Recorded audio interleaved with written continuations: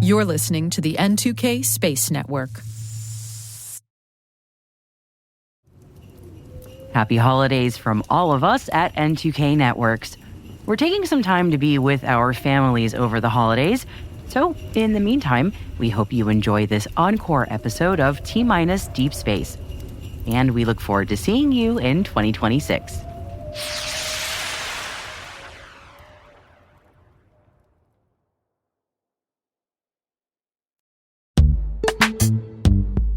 Most environments trust far more than they should, and attackers know it.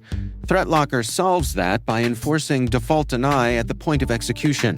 With ThreatLocker Allow listing, you stop unknown executables cold. With ring fencing, you control how trusted applications behave.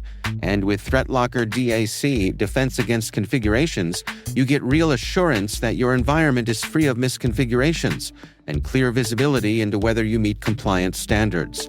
ThreatLocker is the simplest way to enforce zero-trust principles without the operational pain. It's powerful protection that gives CISOs real visibility, real control, and real peace of mind.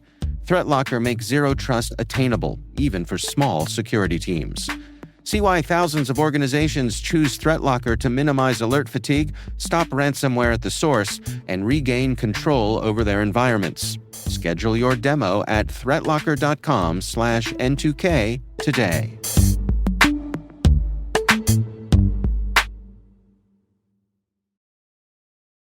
Many players in the space industry have shifted their focus from Earth's orbit and are looking beyond, to the moon, to Mars, and onward. A lot of the launch vehicles now have those destinations in mind, and for one example, NASA is focused on returning humans to the moon with the Artemis program. And the latest missions are going to look very different from what was seen with the Apollo program. For one thing, the commercial industry is playing a much bigger role. They're even designing lunar terrain vehicles for surface mobility. And one of the companies hoping to traverse the moon's surface is Lunar Outpost.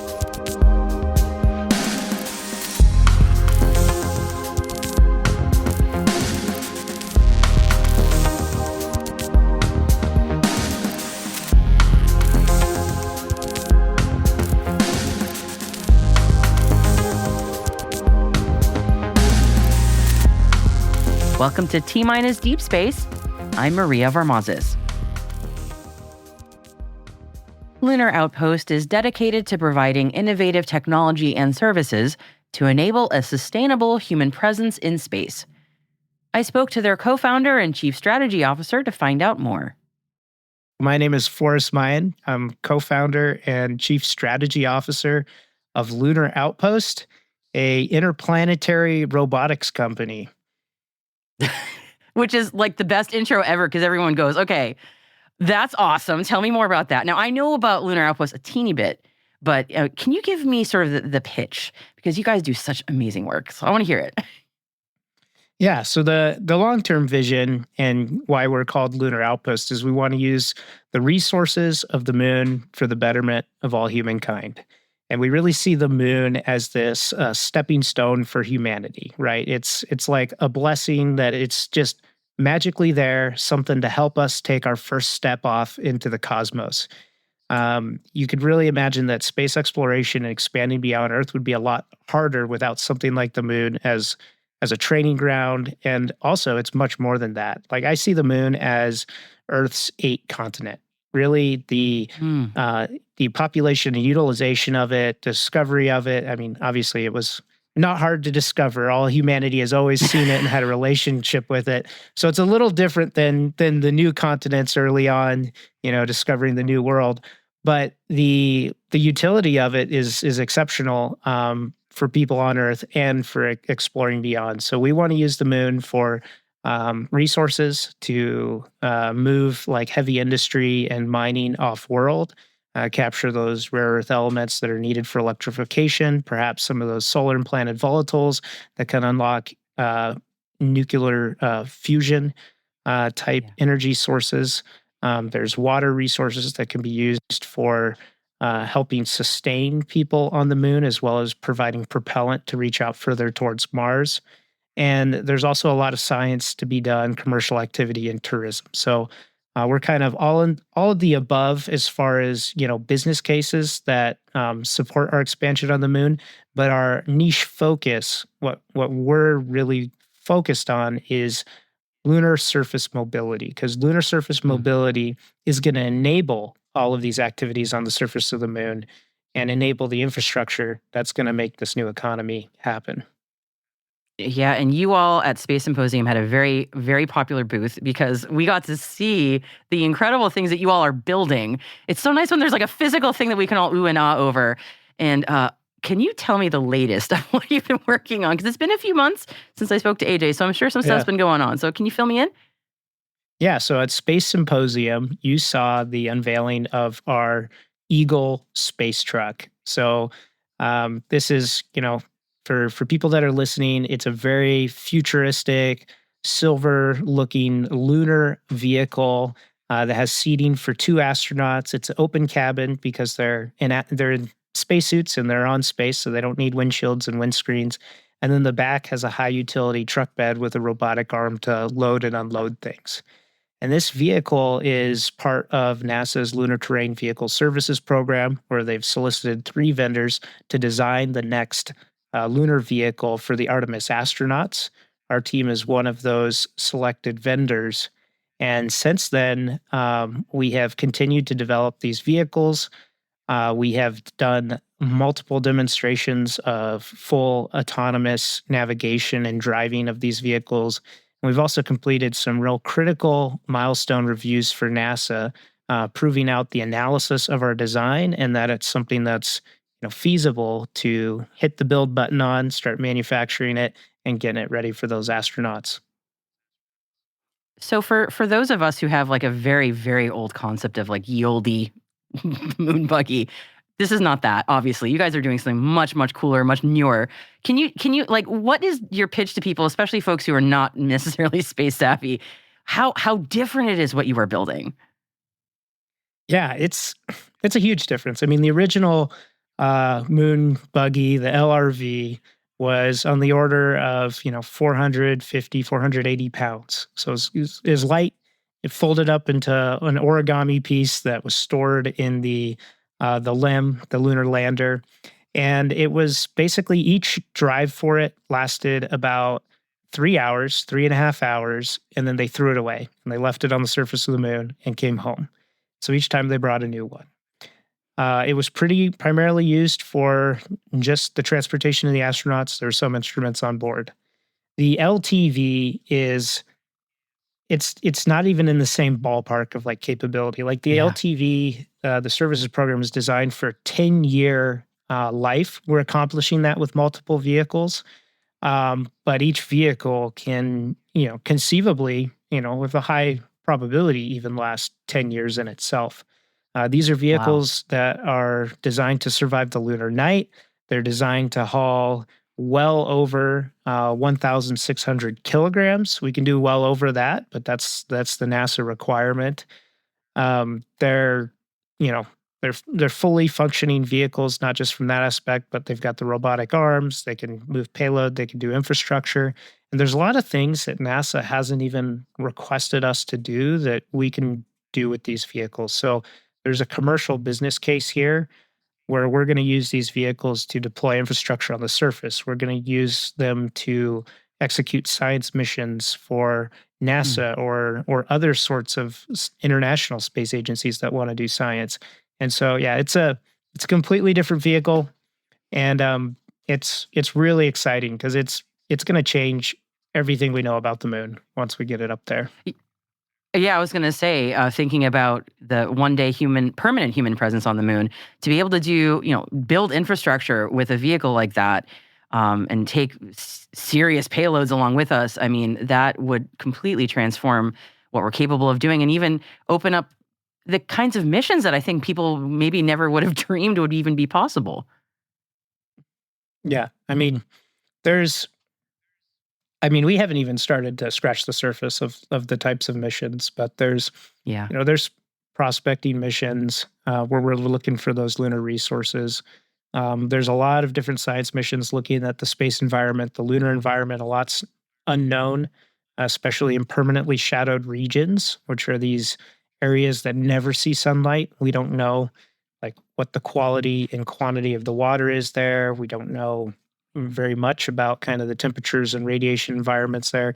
So on the science side, we're going to be able to do quite a lot, and then we can deploy much larger instruments. Think about a unique feature of the moon is it permanently it kind of shields. Um, the far side of the moon is kind of shielded from all the radiation and telescopes and radio frequencies from Earth. Well, you could use this vehicle to deploy a massive radio telescope in that quiet zone on the far side of the moon. You can use it to build habitats, landing pads. So, yeah, lots of cool applications for it. And NASA primarily wants to do science and then also get the astronauts where they need to be. Yeah, and then you mentioned also potential commercial applications. So again, a lot of people's gears, I'm sure, are turning at the possibilities that you all are opening up here. So that's, my goodness, it's a very exciting time. It's really cool what you all are building. Yeah. You've got to be pretty jazzed about it because you. I'm excited. I mean, that's part of what we've done at Lunar Outpost is we've utilized this flywheel effect that NASA's put in place with things like just commercialization of lunar exploration. So they set up the Commercial Lunar Payload Services Program. This is a program for landers that can send like 50 to 150 kilograms of payload to the surface of the moon. NASA's only buying part of the capacity, so they've opened it up for commercial, businesses to participate. And this spring, we actually sent the first fully commercial lunar rover to the moon on one of these CLIPS landers. So NASA created kind of the funding and the path for commercial opportunity, that transportation system that commercial companies bid on, and then that enabled companies like us to send a rover with commercial partners. And so this was our small 10 kilogram class rover. We sent it to the moon earlier this spring, so late February and March. And this was something that wouldn't have happened without that synergy between private and public partnership. Like NASA didn't pay us to build this rover. We built the MAP rover, with a whole bunch of partners, which I can talk about more later, but I don't want to go into too much of a monologue, but that's just like the first step. And then for LTV, it's, imagine what you can do. Like we did a lot of stuff with a 10 kilogram class rover with LTV. We're carrying, thousands of kilograms, tons of material. The sky's the limit.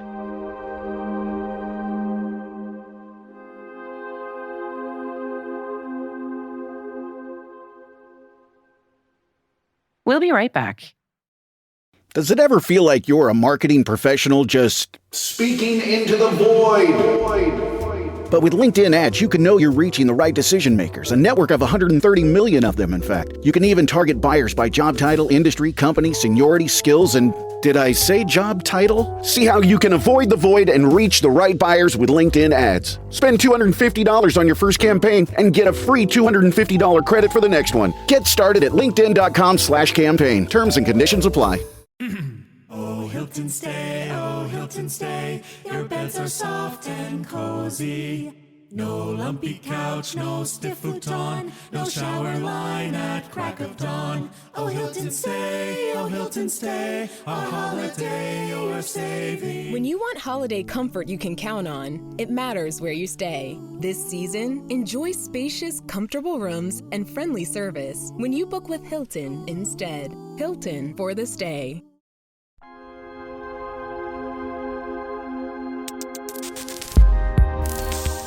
Yeah, if you don't mind telling me more about the MAP rover, I would love to hear more about it. Because honestly, I mean, the fact that y'all got there and you were there, I mean, that and what you built and how you built it, I'm kind of hanging on every word here because I mean, you all are living a lot of people's dreams and ambitions. So it's kind of like, yeah, I'd love to hear more about this. Yeah. Okay, sure. So the MAP rover stands for Mobile Autonomous Prospecting Platform. So the goal is it's a small rover that can look for space resources on the moon and could utilize the space on these early CLIPS landers. But we didn't bid for a proposal for NASA to get awarded this. We didn't wait for a long process and We just went out and said, we're building a rover. We know there's a market there. We know there's a desire for this. Eventually, we found a partner that needed a mobility solution for the moon. That partner was Nokia. Nokia wanted to demonstrate a 4G LTE network on the surface of the moon. We said, hey, we can provide you a mobility solution. Intuitive Machines provided a landing solution, and they put a radio on the lander, and then the goal was to put a radio on the rover and drive away from the lander and do kind of a can you hear me now? Maybe that's the wrong company, but a sort of signal strength test for Nokia on the surface to really demonstrate this communications. And through the process, we partnered with lots of different companies. We partnered with MIT on some science instruments, NASA Ames on some science instruments. We partnered with Juventus, Adidas, like the Juventus Soccer Club, and have a Map Rover line of jerseys. We had some prospecting sensors on there. We had a whole soccer game where everyone was wearing jerseys with our lunar rover on it. This is one of the premier teams in Italy. I was going to say that's not a small name. That's wow. That's cool. So there's go online. I think you can still buy the merch, but it was just very cool. It brought space closer to home and closer to a new audience, and that's another exciting thing about commercialization is right now people their interests are very channelized on the internet. If you have an interest in a certain thing, LinkedIn or Instagram or Facebook will find what that thing is and focus you on that. You don't see things outside that often. And I think that happens a lot with space. Space people know a lot about space, not space people don't. But by doing partners with, Juventus and we have another partnership with Lego, other people are kind of seeing what can be done in space. And it's bringing them closer to home and kind of breaking that algorithm wall that exists for so many people.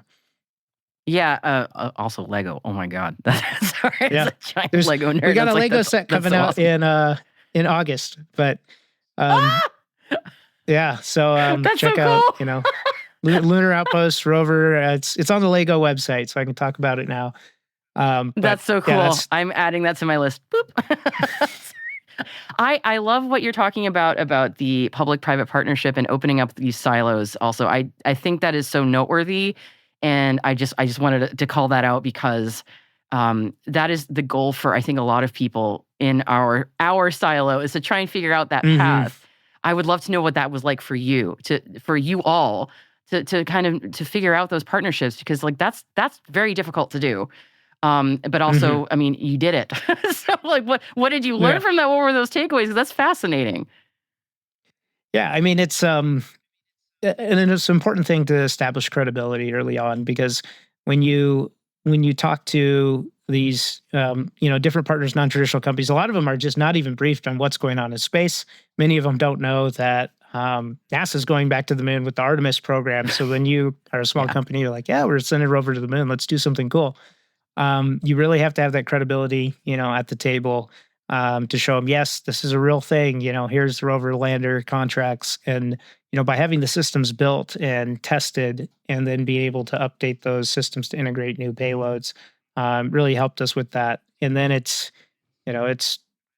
talking to a lot of people, a lot of outreach, working your connections and just being, a great person to work with. I think people can read you pretty quickly, when you bring something like this and to the table. And so there are people that just, maybe won't get it or see the point of space. And there's other people that, you're kind of giving your pitch and then you see something click and they realize, yes, sending this stuff to the moon, it's going to be amazing.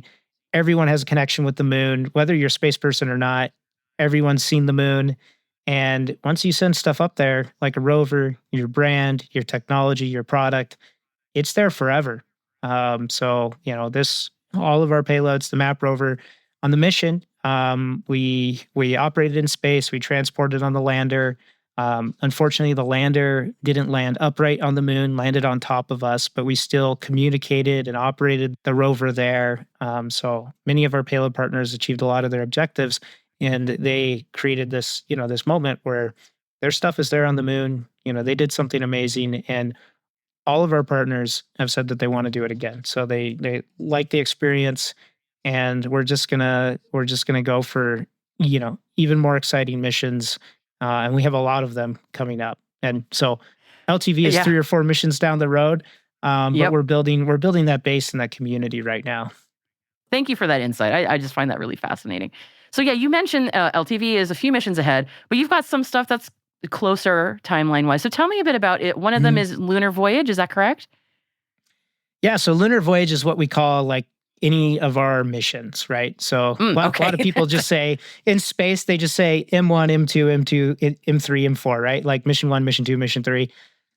Yep. Not that creative, right? So we call them Lunar Voyages or LV1 because it's, it's a voyage. We want to take you on the experience. Kind of romantic. I like it. Yeah. Some so flair. Lunar Voyage. we thought about like naming, vehicles on different, South Pole exploration, vessels, but most of those things end up sinking at some point, and we're like, we won't go that far with the naming scheme. But for the missions, we call them Lunar Voyages. So Lunar Voyage 2 is our second mission to the moon. That's upcoming, and it's less than a year out. This one is cool because our first mission was unique. First commercial rover mission in history, first U.S. teleoperated rover on the moon. This next mission is actually funded by NASA. So now we're, this was our first one. Public-private we're thing. Funded by the big games. Yeah. NASA was like, hey, they could do it, right? They built a rover. We established that credibility, and we partnered with Johns Hopkins Applied Physics Lab to create this vehicle for this mission called Lunar Vertex. This is a really cool mission because it's a science mission, and it's unlocking a mystery that has dumbfounded scientists for over 100 years. So on the moon, through a telescope, you can see that there's these little swirls on the mid-latitude. This part of the moon is named Reiner Gamma. Later, with instrumentation orbiting the moon, it was detected that there are magnetic anomalies near this part of the moon. And so there's a magnetic anomaly, and there's also a visual anomaly of these swirls on the moon. And so what this rover is going to do is it has a magnetometer on the top of it that's going to detect the magnetic field. And then below the rover, there's a kind of like a microscope that's going to look at the surface. And so simultaneously, we'll take measurements of the magnetic field, and then we'll also see that visual transition of the material to try to understand what is kind of causing that anomaly. And the hope is what that the heck can is help that? us. Yeah, exactly. Like, the hope is it can help us figure out like why it's there, why is the moon there? But maybe that's where the Autobots are hidden on the moon, or who knows? Alien societies. Probably not. Probably not. Maybe not Transformers, but who knows? I mean, who knows? Yeah. But it'll give us unique insights on the formation of the moon, our place in the solar system, and I'm always interested of how those things relate to different resources on the moon, because that's a big passion of mine, and a big goal of the company is to find and utilize those. Yeah, and I wouldn't be surprised if whatever we learn from this, that's a very cool mission, by the way. I'm obsessed with the hexagon on Saturn, so it's always interesting for me to hear like what random things going up to the ISS kind of relate to research about that. And I wouldn't be surprised if there's some relation, who knows? It's just so cool how we find these random things, and I didn't know about these on the moon, so that's kind of neat. I learned something new today, so thank you for that. That's really neat. So that is the upcoming mission within about a year or so. Are there other things that you want to share about what's coming up next? Yeah, we've got a ton of missions. Some of those are unannounced, so this, unfortunately, I can't break the news here.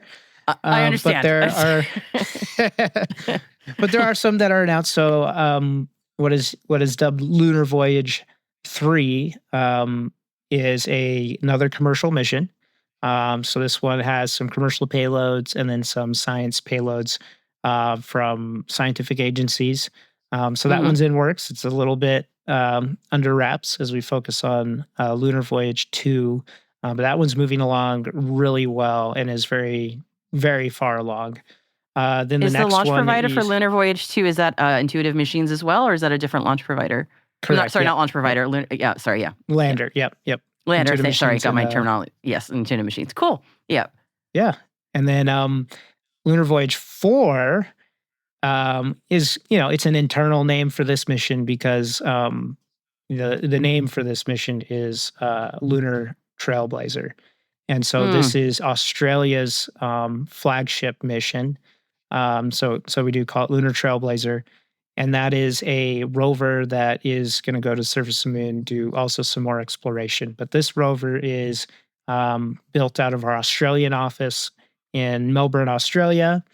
And it's has a lot of collaborators from all across Australia. So we're engaging both the Australian industry and academia for this. And that's a very cool international opportunity to really, work with Australia in creating new science and exploration for their, relatively recently founded, space agency. And at the same time, we're utilizing a lot of capabilities of Australia because there is so much talent in Australia that is just yearning to be part of space, and this mission is enabling that to happen.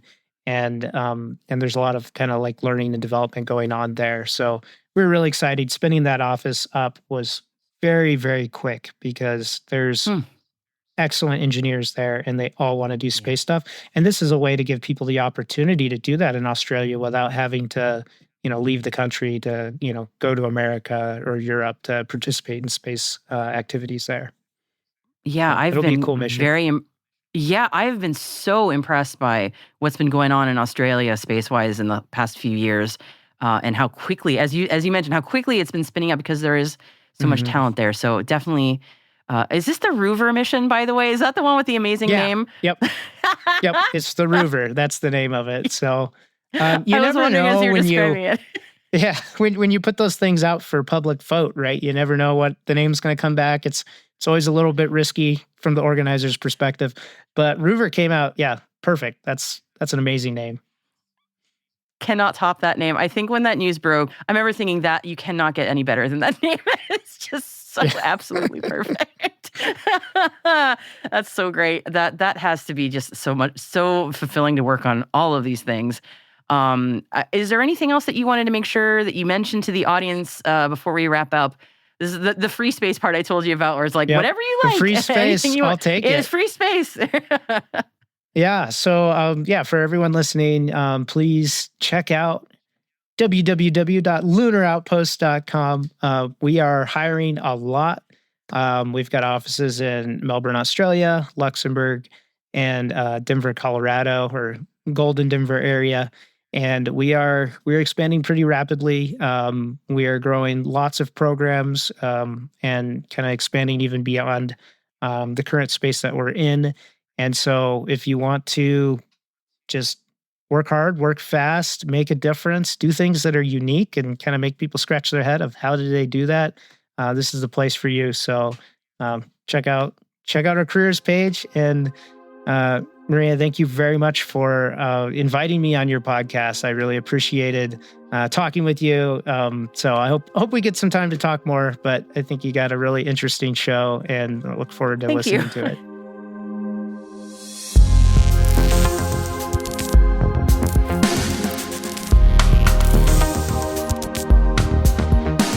That's T-Minus Deep Space, brought to you by N2K Cyberwire. We'd love to know what you think of our podcast. Your feedback ensures we deliver the insights that keep you a step ahead in the rapidly changing space industry. If you like the show, please share a rating and review in your podcast app. Please also fill out the survey in our show notes or send an email to space@n2k.com. We are proud that N2K Cyberwire is part of the daily routine of the most influential leaders and operators in the public and private sector, from the Fortune 500 to many of the world's preeminent intelligence and law enforcement agencies. N2K helps space and cybersecurity professionals grow, learn, and stay informed. As the nexus for discovery and connection, we bring you the people, technology, and ideas shaping the future of secure innovation. Learn how at n2k.com. N2K's senior producer is Alice Carruth. Our producer is Liz Stokes. We're mixed by Elliot Peltzman and Trey Hester, with original music by Elliot Peltzman. Our executive producer is Jennifer Iben. Peter Kilpie is our publisher, and I'm your host, Maria Varmazis. Thanks for listening. We'll see you next time.